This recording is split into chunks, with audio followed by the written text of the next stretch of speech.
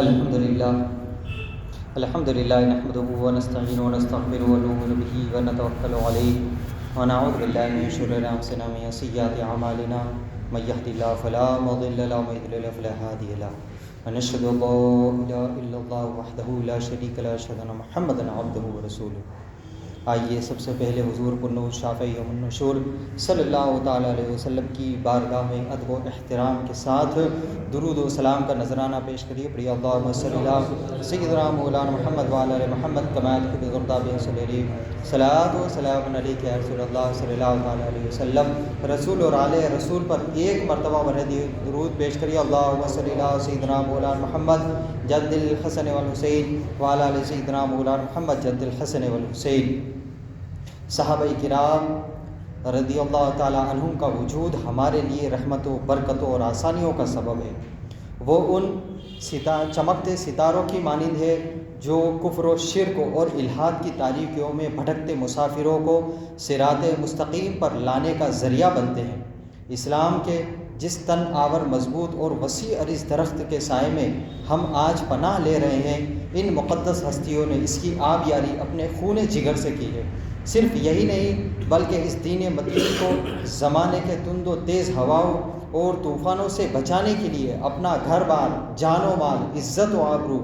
دنیائی مناصب، حتیٰ کہ عزیز و اقارب کو بھی راہ خدا میں قربان کرنے سے گریز نہیں کیا۔ ان حضرات مقدسہ نے غربت و افلاس کی زندگی گزاری، کفار و مشرکین کے ظلم و ستم کا سامنا کیا، تپتی ریت اور دہکتے انگاروں پر انہیں لٹایا گیا، میدان جنگ میں تیروں، تلواروں، نیزوں کے زخم برداشت کیے، لیکن قربان جائیے ان پائے استقلال میں ان کے رتی برابر بھی لغزش نہ آئی، اور سب کچھ لٹا جانے کے باوجود ان حضرات نے اسلام کا دامن کرم ہاتھ سے جانے نہ دیا۔ یہی وجہ ہے کہ دنیا ہی میں اللہ تبارک و تعالیٰ نے انہیں رضی اللہ تعالیٰ عنہم ورضوا عنہ، اللہ ان سے راضی اور وہ اللہ سے راضی کے فرمان کی سند لا زوال عطا کر دی گئی، اور انہیں افلاس کامرانی کی نوید دے کر دخول جنت کا مژدہ سنا دیا گیا۔ انہی حضرات مقدسہ کی خوش بختی کی معراج یہ ہے کہ وہ شب و روز مصطفیٰ جان رحمت صلی اللہ تعالیٰ علیہ وسلم کے شربت دیدار سے فیضیاب ہوتے رہے، ان کی صحبت بابرکت میں اٹھتے رہے، بیٹھتے رہے۔ یہ وہ خوش نصیب لوگ ہیں جنہوں نے اپنی آنکھوں سے قرآن کریم نازل ہوتے ہوئے دیکھا اور رسول اللہ صلی اللہ علیہ وسلم کے فرامین کو اپنے کانوں سے سنا، اور بلغوا انی ولو آیا، پہنچا دو میری طرف سے اگرچہ ایک ہی آیت ہو کہ مصداق ٹھہر سکے۔ دین اسلام کے تمام تر تعلیمات و احکامات جن پر آج ہم عمل کی کوشش کرتے ہیں، انہی صحابہ کرام رضوان اللہ تعالیٰ علیہ کے طفیل ہم تک پہنچے ہیں۔ انہی حضرات مقدسہ میں ایک ممتاز ہستی حضرت سیدنا امیر معاویہ رضی اللہ تعالیٰ عنہ کی ذات گرامی بھی ہے۔ سیدنا امیر معاویہ بن ابو سفیان اموی قریشی اور بعثت نبوی سے 5 برس پہلے پیدا ہوئے۔ حضرت امام محمد بن عمر وقدی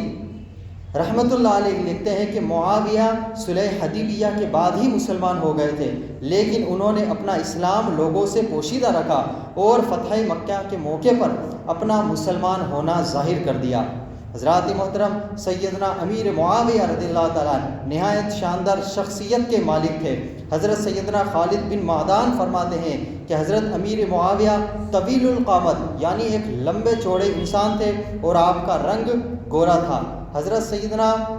امیر معاویہ رضی اللہ تعالیٰ عنہ کا شمار بڑے بڑے جلیل القدر صحابہ کرام میں ہوتا ہے۔ احادیث مبارکہ میں آپ کے بہت سارے فضائل وارد ہیں جن سے حضرت معاویہ رضی اللہ تعالیٰ عنہ کے مقام و مرتبے کا خوب اندازہ لگایا جا سکتا ہے۔ حضرت سیدنا امیر معاویہ رضی اللہ تعالیٰ عنہ وہ خوش بخت صحابی رسول ہے جن کے ہادی و مہدی یعنی ہدایت یافتہ ہونے کے لیے رسول اللہ صلی اللہ علیہ وسلم نے بنفس نفیس دعا فرمائی۔ حضرت سیدنا عبد الرحمن بن ابی عمیرہ رضی اللہ تعالیٰ عنہ سے بسند حسن روایت ہے کہ مصطفیٰ جان رحمت صلی اللہ تعالیٰ علیہ وسلم نے حضرت امیر معاویہ کے لیے اس طرح دعا فرمائی، اللہم اجعلہ ہادیا مہدیا وہدی بہ، اے اللہ معاویہ کو ہادی مہدی یعنی ہدایت یافتہ اور دوسروں کے لیے ذریعہ ہدایت بنا دے۔ اس حدیث پاک کی شرح میں ملا علی قاری رحمۃ اللہ علیہ فرماتے ہیں تو وہ جس کی ایسی حالت اس کے بارے میں کیسے شک کیا جا سکتا ہے کہ وہ ہدایت پر نہ ہو۔ حضرت سیدنا معاویہ رضی اللہ تعالیٰ عنہ کم و بیش 40 برس ملک شام کے حاکم رہے۔ آپ کی یہ وسیع سلطنت اور مختلف شہروں پر مضبوط حکمرانی بھی دعائے رسول کا نتیجہ ہے۔ سیدنا مسلمہ بن مخلد رضی اللہ تعالیٰ عنہ سے روایت ہے کہ حضور نبی اکرم صلی اللہ علیہ وسلم نے سیدنا معاویہ رضی اللہ تعالیٰ عنہ کے لیے اس طرح دعا کی کہ اے اللہ معاویہ کو شہروں کے حکومت عطا فرما اور اسے برے عذاب سے بچا۔ مصطفیٰ جان رحمت صلی اللہ علیہ وسلم کی دعا کی برکت سے حضرت امیر معاویہ رضی اللہ تعالیٰ عنہ کو علم قرآن اور علم حساب یعنی میتھمیٹیشن کا علم عطا ہوا تھا۔ حضرت سیدنا عرباض بن ساریہ رضی اللہ تعالیٰ عنہ سے روایت ہے کہ حضور اقدس صلی اللہ تعالیٰ علیہ وسلم نے معاویہ کے لیے دعا فرمائی، اللہم علمہ الکتاب والحساب، اے اللہ معاویہ کو قرآن اور حساب کا علم عطا فرما۔ ابو نعیم احمد بن عبداللہ اصفہانی رحمۃ اللہ علیہ فرماتے ہیں کہ حضرت سیدنا معاویہ حلیم الطبع حساب دان تھے، یعنی ان کے مزاج میں نرمی تھی جسے ہم ڈاؤن ٹو ارتھ کے نام سے جان لیتے ہیں۔ محترم بھائیوں، حضرت سیدنا امیر معاویہ رضی اللہ تعالیٰ عنہ کو یہ شرف بھی ہے کہ رحمت عالم صلی اللہ علیہ وسلم نے آپ کو نہ صرف اپنا کاتب بنایا بلکہ وحی لکھنے کی ذمہ داری بھی عطا فرمائی۔ چند صحابہ کرام جو کہ قرآن جو نازل ہوتا تھا وہ وحی لکھنے پر تھے، اس میں سے حضرت امیر معاویہ رضی اللہ تعالیٰ عنہ بھی تھے جنہوں نے پہلا قرآن جو نازل ہوا تھا وہ لکھا۔ اور صحیح مسلم بسند صحیح میں ہے کہ حضرت سیدنا ابن عباس رضی اللہ تعالیٰ عنہ نے نبی اکرم صلی اللہ علیہ وسلم سے عرض کیا، کیا معاویہ کو آپ اپنا کاتب بنائیں گے؟ نبی کریم صلی اللہ علیہ وسلم نے فرمایا ہاں۔ حضرت امیر معاویہ رضی اللہ تعالیٰ عنہ کے بارے میں سیدنا ابن عباس رضی اللہ تعالیٰ عنہ سے ایک روایت ہے کہ امیر معاویہ کاتب وحی تھے۔ سیدنا ابن عباس رضی اللہ تعالیٰ عنہ کے اس قول کے بارے میں امام ذہبی فرماتے ہیں کہ حضرت ابن عباس رضی اللہ تعالیٰ عنہ سے جو روایت ہے وہ صحیح ہے، سند حسن سے روایت ہے کہ حضرت عبداللہ بن عمر رضی اللہ تعالیٰ عنہ فرماتے ہیں کہ معاویہ رسول اللہ صلی اللہ علیہ وسلم کی بارگاہ میں بیٹھ کر لکھا کرتے تھے۔ رفیقان ملت اسلامیہ، حضرت سیدنا امیر معاویہ رحمت عالمیان صلی اللہ علیہ وسلم کی سنت سے بڑی محبت کیا کرتے تھے اور اپنے عمل کو سنت رسول کے مطابق ڈھالنے کی پوری کوشش کرتے تھے۔ یہی وجہ ہے کہ امیر معاویہ رضی اللہ تعالیٰ عنہ کی نماز کی ادائیگی کا طریقہ حضور سرور کونین صلی اللہ تعالیٰ علیہ وسلم کی نماز سے بہت مشابہت رکھتا تھا۔ سند صحیح سے روایت ہے کہ حضرت ابو درداء رضی اللہ تعالیٰ عنہ فرماتے ہیں کہ میں نے امیر معاویہ سے بڑھ کر کسی کو حضور صلی اللہ علیہ وسلم کے مشابہ نماز پڑھتے نہیں دیکھا، اور یہ چیز بغور مشاہدہ یعنی غور سے دیکھنے اور ہر درجہ رسول سے محبت کے سبب ہی ممکن ہو سکتی ہے۔ حضرات محترم، حضرت سیدنا امیر معاویہ رضی اللہ تعالیٰ عنہ صاحب علم اور فقیہ مجتہد اور صحابی رسول ہے۔ صحیح بخاری میں حضرت ابن ابی ملکیہ رضی اللہ تعالیٰ عنہ سے روایت ہے کہ سیدنا ابن عباس رضی اللہ تعالیٰ عنہ سے پوچھا گیا کہ آپ امیر معاویہ کے بارے میں کیا فرماتے ہیں؟ انہوں نے فرمایا انہو فقیہ، بلا شبہ وہ ایک فقیہ اور مجتہد ہے۔ حضرات محترم، قسطنطنیہ جو آج کل جسے ہم استنبول کے نام سے جانتے ہیں، پہلے عیسائیوں کے قبضے میں تھا۔ رسول اکرم صلی اللہ علیہ وسلم نے وہاں جا کر جہاد کرنے والے پہلے لشکر کے لیے جنت کی بشارت دی۔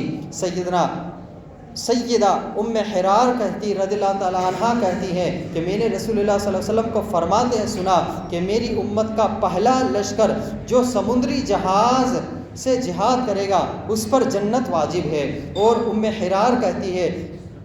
کہ میں نے پوچھا کہ کیا میں اس لشکر میں ہوں گی؟ نبی کریم نے فرمایا ہاں تم بھی اس لشکر میں ہوگی۔ پھر نبی کریم صلی اللہ علیہ وسلم نے فرمایا میری امت کا وہ پہلا گروہ جو سب سے پہلے شہر قیصر جا کر جہاد کرے گا اس کی بخشش کر دی جائے گی۔ میں نے پوچھا کیا میں اس کے گروہ میں ہوں گی؟ فرمایا نہیں۔ اور صحیح بخاری کی روایت میں ہے کہ حضرت سیدہ ام حرا رضی اللہ تعالیٰ عنہ اپنے شوہر حضرت سیدنا عبادہ بن صامت رضی اللہ تعالیٰ عنہ کے ساتھ جہاد کے لیے نکلی، اور یہ وہ پہلا لشکر تھا جو حضرت امیر معاویہ رضی اللہ تعالیٰ عنہ کے حکم سے شہر قیصر قسطنطنیہ یعنی استنبول کی طرف جہاد کے لیے نکلا تھا۔ حضرات محترم، صحابیت ایک ایسا شرف ہے کہ بڑے سے بڑا تابعی بزرگ بھی کسی عام صحابی رسول کے مقام و مرتبے کو نہیں پہنچ سکتا۔ مشہور محدث حضرت عبداللہ بن مبارک رضی اللہ تعالیٰ عنہ سے سوال ہوا کہ حضرت امیر معاویہ اور حضرت عمر بن عبدالعزیز میں کون افضل ہے؟ ارشاد فرمایا آپ نے کہ رسول اللہ صلی اللہ علیہ وسلم کی رفاقت میں حضرت امیر معاویہ رضی اللہ تعالیٰ عنہ کی گھوڑے کی ناک میں جو غبار داخل ہو وہ بھی عمر بن عبدالعزیز جیسے حضرات گرامی سے افضل ہے، کیونکہ امیر معاویہ صحابی رسول ہے، انہوں نے رسول اللہ صلی اللہ علیہ وسلم کے پیچھے نمازیں ادا کی ہے، اس سے بڑھ کر اور کیا بزرگی ہو سکتی ہے۔ سیدنا امیر معاویہ رضی اللہ تعالیٰ عنہ اہل بیت اطہار سے انتہائی والہانہ محبت و عقیدت کے جذبات رکھتے تھے اور ان کی تعظیم و توقیر میں کوئی کسر نہیں اٹھا رکھی تھی۔ اہل بیت کرام سے ان کی محبت کا یہ عالم تھا کہ امام ابو بکر محمد بن حسین آجری رحمۃ اللہ علیہ نے اپنی کتاب الشریعہ میں اس پر ایک مستقل باب باندھا، یعنی ایک کتاب لکھی ہے اور اس کا نام انہوں نے رکھا ہے کہ اہل بیت رسول اللہ صلی اللہ علیہ وسلم کی تعظیم و تکریم میں حضرت معاویہ رضی اللہ تعالیٰ عنہ کا طرز عمل کا بیان، یعنی ان کا عمل اہل بیت کے ساتھ کیسا تھا۔ صرف یہی نہیں بلکہ امیر معاویہ رضی اللہ تعالیٰ عنہ صلح نامے کی شرائط کی پابندی کرتے ہوئے سیدنا امام حسن و حسین رضی اللہ تعالیٰ عنہما کے خدمت میں پابندی سے مقرر وظیفہ بھی پیش کیا کرتے تھے۔ حضرت جعفر بن محمد رحمۃ اللہ علیہ اپنے والد سے بیان کرتے ہیں کہ سیدنا امام حسن و حسین رضی اللہ تعالیٰ عنہ حضرت امیر معاویہ کی طرف سے ملنے والا وظیفہ قبول کیا کرتے تھے۔ حضرت امام شعبی رحمۃ اللہ علیہ ارشاد فرماتے ہیں کہ حضرت سیدنا امام حسین زکوان نامی اپنے ایک غلام کے ساتھ حضرت امیر معاویہ رضی اللہ تعالیٰ عنہ کے پاس تشریف لے گئے۔ اس وقت امیر معاویہ کے پاس قریش کا ایک وفد یعنی ایک جماعت موجود تھی۔ جب حضرت سیدنا عبداللہ بن زبیر بھی اس جماعت میں تھے، حضرت امیر معاویہ رضی اللہ تعالیٰ عنہ نے انتہائی محبت اور خوش دلی سے سیدنا امام حسین رضی اللہ تعالیٰ عنہ کا استقبال کیا اور انہیں اپنی جگہ پر بٹھایا۔ امام زہری رحمۃ اللہ علیہ سے روایت ہے کہ حضرت سیدنا علی رضی اللہ تعالیٰ عنہ جب شہید کر دیے گئے تو سیدنا امام حسن رضی اللہ تعالیٰ عنہ حضرت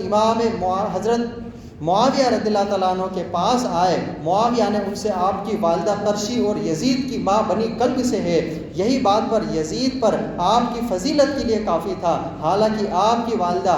تو صرف قرشی ہی نہیں بلکہ رسول اللہ صلی اللہ علیہ وسلم کی شہزادی بھی ہے، یعنی سیدہ فاطمہ، پھر آپ کے آگے یزید کی کیا حیثیت ہے۔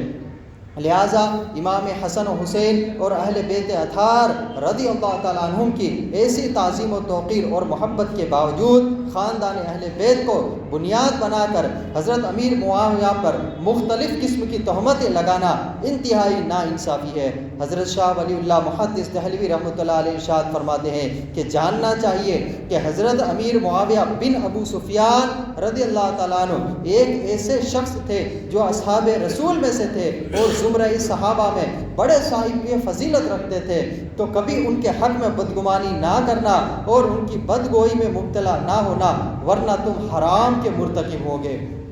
حضرات محترم، حضرت سیدنا امیر معاویہ رضی اللہ تعالیٰ عنہ حضور نبی اکرم صلی اللہ علیہ وسلم کے سسرالی رشتہ دار بھی ہے اور رسول اکرم صلی اللہ علیہ وسلم کے سسرالی رشتہ داروں کے خلاف طعن و تشنیع رحمت الہی سے دوری کا باعث ہے۔ ام المومنین سیدہ ام حبیبہ رضی اللہ تعالیٰ عنہ رشتے میں حضرت سیدنا امیر معاویہ رضی اللہ تعالیٰ عنہ کی بہن اور حضرت ابو سفیان رضی اللہ تعالیٰ عنہ کی بیٹی ہے، لہٰذا اپنے دل میں حضرت امیر معاویہ رضی اللہ تعالیٰ عنہ سے بغض رکھنا رحمت الہی سے دوری اور فرائض و واجبات کی قبولیت میں رکاوٹ کا باعث ہے۔ حضرت سیدنا عویم بن سعیدہ رضی اللہ تعالیٰ عنہ سے روایت ہے کہ جہاں مصطفیٰ جان رحمت صلی اللہ تعالیٰ علیہ وسلم نے مجھے منتخب کیا اور میرے لیے اصحاب کا انتخاب کیا اور ان میں میرے لیے وزراء، سسرالی رشتہ دار اور مددگار بنائے، تو جو انہیں گالی یعنی برا کہے اس پر اللہ کی، فرشتوں اور تمام لوگوں کی لعنت ہے۔ اللہ تعالیٰ سے نہ کوئی فرض قبول فرمائے گا ان کا، نہ کوئی نفل قبول فرمائے گا۔ حضرت سیدنا علی المرتضیٰ اور حضرت سیدنا امیر معاویہ رضی اللہ تعالیٰ عنہ کے آپس میں جو اختلاف علمی و اجتہادی نوعیت کا تھا، یہی وجہ ہے کہ جب قیصر روم نے امیر المومنین سیدنا علی المرتضیٰ رضی اللہ تعالیٰ عنہ کے بعض مفتوحہ علاقوں پر قبضہ کرنا کے لیے ان سے جنگ کا ارادہ کیا، تو اس پر امیر معاویہ نے روم کے بادشاہ کو ایک دھمکی بھرا خط لکھا کہ اے لعین، مجھے اپنے رب تعالیٰ کی قسم، اگر تو اپنے ارادے سے باز نہ آیا اور اپنے ملک کی طرف واپس نہ لوٹا تو میں اور میرے چچا زاد بھائی حضرت علی تیرے خلاف صلح کر لیں گے، پھر تجھے تیرے ہی ملک سے نکال بھگائیں گے اور اس زمین کو اس کی وسعتوں کے باوجود تجھ پر تنگ کر کے رکھ دیں گے۔ حضرت امیر معاویہ کے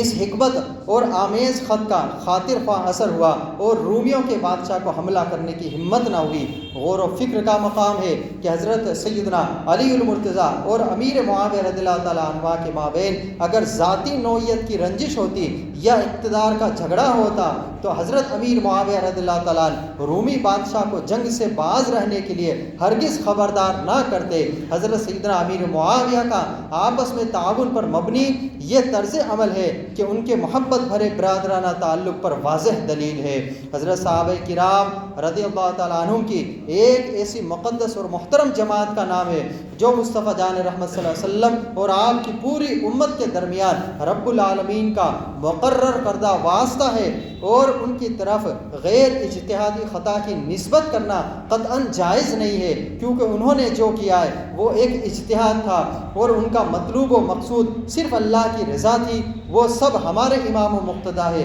اور ہمیں یہ حکم ہے کہ ان کے آپس میں جو بھی اختلاف رونما ہوئے ہیں صحبت نبی کے احترام میں ہم ان پر مکمل سکوت اختیار کریں اور خاموش رہے۔ جہاں تک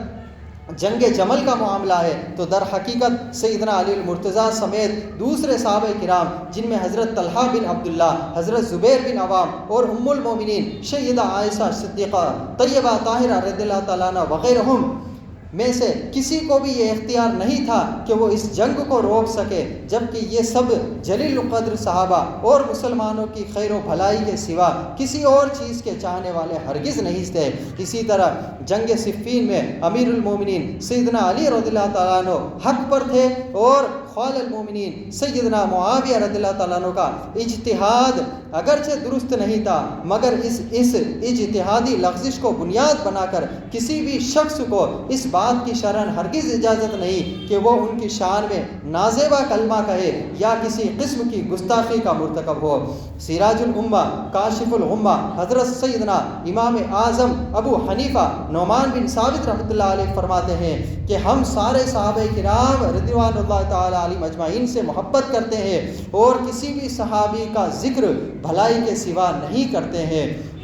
اسی طرح امام نبی نے ارشاد فرمایا ہے کہ اہل سنت اہل حق کا مذہب یہ ہے کہ تمام صحابہ کرام کے ساتھ حسن ظن رکھا جائے، اچھی سوچ کے ساتھ انہیں یاد رکھا جائے اور ان کے آپس میں اختلاف پر خاموشی اختیار کی جائے، ان کے آپس میں قتال و جدال کی تعویلیں یوں کی جائے کہ وہ اہل اجتہاد و اہل تعویل تھے، انہوں نے یہ اختلاف معصیت اور محض دنیاوی غرض اور حرص کے خاطر نہیں کیا، بلکہ ان دونوں کے گروہوں میں سے ہر ایک کی یہ اعتقاد رکھتا تھا کہ وہ شرعاً حق پر ہے اور اس کا مخالف خطا پر ہے۔ اس صورت میں قتال واجب تھا تاکہ اللہ تعالیٰ دونوں گروہوں میں فیصلہ فرما دے کہ ان میں سے بعض اپنے اجتہاد میں حق پر تھے اور بعض خطا پر تھے، لیکن جو خطا پر تھے وہ بھی معذور شرعی تھے، کیونکہ مجتہد سے جب بھول چوک سرزد ہوتی ہے تب بھی اسے مجرم نہیں ٹھہرایا جا سکتا۔ ہاں اتنی بات ضرور ہے کہ ان جنگوں اور لڑائیوں میں حضرت علی رضی اللہ تعالیٰ عنہ کا اجتہاد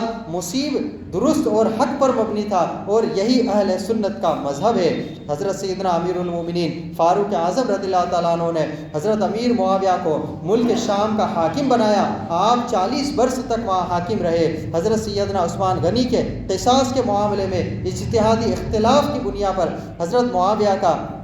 امیر المومنین سیدنا علی رضی اللہ تعالیٰ عنہ سے اختلاف آپس میں ہوا اور آپس میں جنگیں بھی ہوئی، لیکن سیدنا امام حسن بن علی رضی اللہ تعالیٰ عنہ نے آپ کے حق میں خلافت سے دستبردار ہو کر آپ رضی اللہ تعالیٰ عنہ سے صلح کی اور امت کو مزید تقسیم ہونے سے بچایا۔ نبی غیبدہ صلی اللہ علیہ وسلم نے سیدنا امام حسین کے اسی فیصلے کی پیش گوئی بہت پہلے کر دی تھی کہ میرا بیٹا سید ہے، سیادت کا علم بردار ہے، میں امید کرتا ہوں کہ اللہ تعالیٰ اس کے باعث دو بڑے گروہوں میں اسلام کے صلح کرا دے گا۔ اس کے علاوہ بہت سارے ایسے اختلافات کی قطع نظر کر کے دیکھا جائے تو سیدنا امیر معاویہ رضی اللہ تعالیٰ عنہ کے اسلام کے لیے بہت ساری خدمات کی ہے، جن میں یہ ہے کہ سرکاری دستاویز کو مہر بند کرنے کا سلسلہ سیدنا امیر معاویہ رضی اللہ تعالیٰ نے شروع کیا۔ غلاف کعبہ کی تبدیلی کا حکم سب سے پہلے آپ نے دیا۔ آپ رضی اللہ تعالیٰ عنہ آپ کے دور سے قبل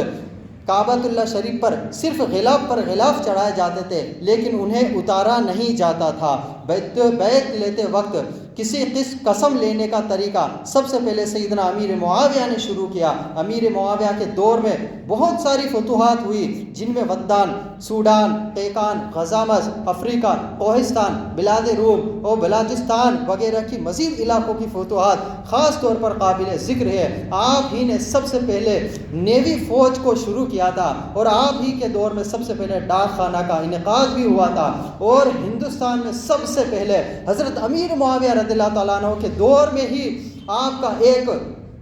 جو آپ نے فوج کا حاکم بنایا تھا وہ آئے تھے، جو جس وقت ہندوستان بلوچستان تک پھیلا ہوا تھا۔ وہ بات الگ ہے کہ بعد میں فوج کے ساتھ جو فوج کشی کی گئی وہ محمد غوری کے وقت میں کی گئی ہے۔ حضرات محترم، بہت سارے ایسے ہیں واقعہ جو آپ نے ہی شروع کیا تھا۔ اللہ تبارک و تعالی ہمیں اور آپ کو صحابہ کرام سے محبت اور اہل بیت کا مداخوان بنائے، اور ان کے شان میں زبان درازی سے ہماری زبانوں کو محفوظ فرمائے۔ اللہ تبارک و تعالی ہمیں اور آپ کو نیک عمل